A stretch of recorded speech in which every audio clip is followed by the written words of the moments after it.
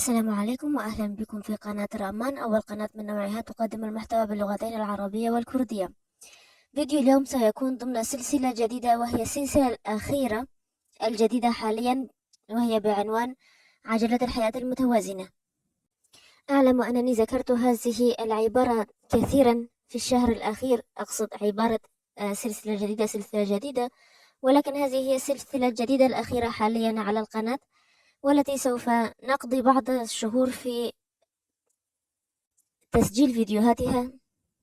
ولكن ماذا نقصد بعجلة الحياة المتوازنة؟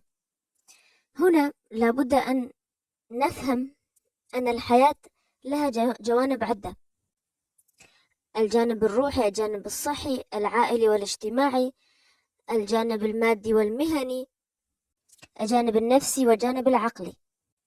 ولكن نعيش حياة نحن نكون راضين عنها لابد أن نحقق التوازن بين هذه الجوانب، وليس أن نعيش حياتنا ونحن نركز على جانب واحد ونحن مهملين باقي الجوانب. ولأوضح لكم الأمر سوف أسرد لكم قصة رجل المليون دولار، والتي قرأتها في أحد كتب الدكتور طارق سويدان، ولكن لا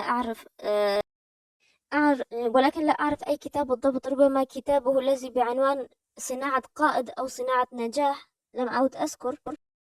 وقبل أن أكمل القصة دعوني أحدثكم عن قناة جديدة، هي قناة زماني جابوني، والتي تقدم محتوى تدريس اللغة اليابانية للناطقين باللغة الكردية لمن يريد أن يتعلمها، وصدر لها فيديو حقا يمكنكم متابعته على الانستغرام أو اليوتيوب، تتحدث فيه عن أهمية اللغة اليابانية ولماذا قد يدرس أحد ما هذه اللغة، وما الفوارق بين الكردية.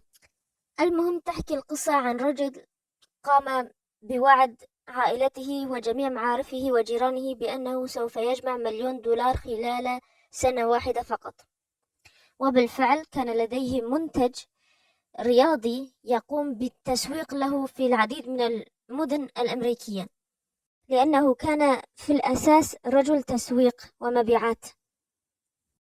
وخلال رحلته كان يأخذ معه أحد أبنائه في كل مرة لمدة أسبوع، وخلال هذا الأسبوع يترك الأطفال دراستهم ويعتقدون أنهم يذهبون مع والدهم في نزهة.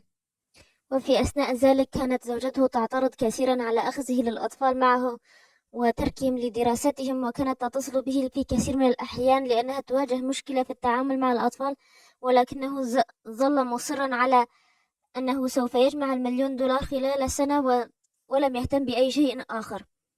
وهنا لابد أن نذكر بأن أخذ الأب لأطفاله معه في رحلة أو نزهة هذا أمر يقوي من علاقته بهم، ولكن ليس بهذه الطريقة، ليس بأن يجعلهم يتركون دراستهم ودون أن ينصحهم أو يرشدهم إلى طريق الصواب خلال هذه الرحلة. فما فائدة أن تذهب مع أطفالك في رحلة دون أن تتحدث إليهم أو تتناقش معهم في العديد من المواضيع المختلفة في الحياة، لأن النقاش أو الحوار هو ما يقوي أي علاقة، وإذا لم يحاورهم فكيف سوف يعرف آراءهم وطريقة تفكيرهم وإلى أين وصلوا في الحياة حتى تلك اللحظة؟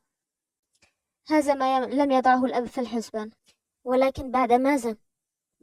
بعد أن أصبح أحد أبنائه مجرما ودخل الابن الآخر السجن، ثم يئست زوجته منه ورفعت عليه قضية طلاق. نعم، حصل على $1,000,000 بعد سنة، ولكنه خسر عائلته، والطلاق يعني أن زوجته، هذا يعني أنها سوف تحصل على نصف المبلغ، وهذا ليس كل شيء، فإن عائلته حرفيا قد تدمرت بسبب إصراره على أن يركز على جانب واحد من حياته وهو جانب المادي، ويهمل بقية الجوانب مثل الجانب الاجتماعي والعائلي، وأيضا الجانب الصحي. بالتأكيد هو لم يكن يهتم بصحته، وكان من حسن حظه أنه لم يبتلى بأحد الأمراض المزمنة المستعصية.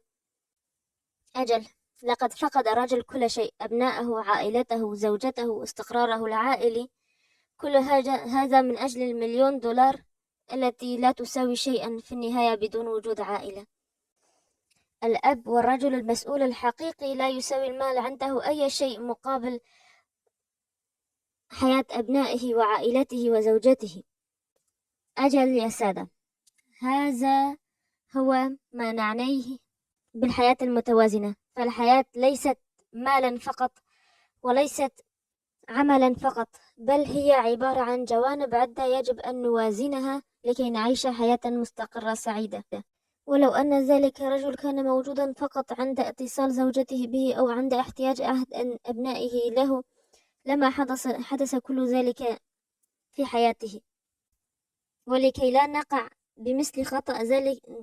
بمثل خطئه أعددنا هذه السلسلة لكي نعرف كيف نوازن بين كل الجوانب، ولكي نعرف كيف ندير جميع جوانب حياتنا، منها المادي والمهني وجانب الأسري والعائلي والنفسي والعقلي والصحي وكل ما إلى ذلك.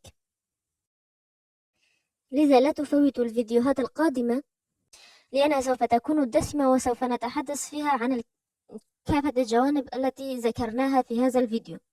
وإذا كان لديكم أي سؤال أو استفسار يمكنكم كتابته في التعليقات، وأيضا لا تنسوا متابعة انستغرام رامان ليصلكم كل جديد من القناة. وأخيرا وليس آخرا، لا تنسوا ابغوا الخير للغير، لأن ما يجدونه من خير لا ينقص من رزقكم شيئا. والسلام. 皆さんこんにちは。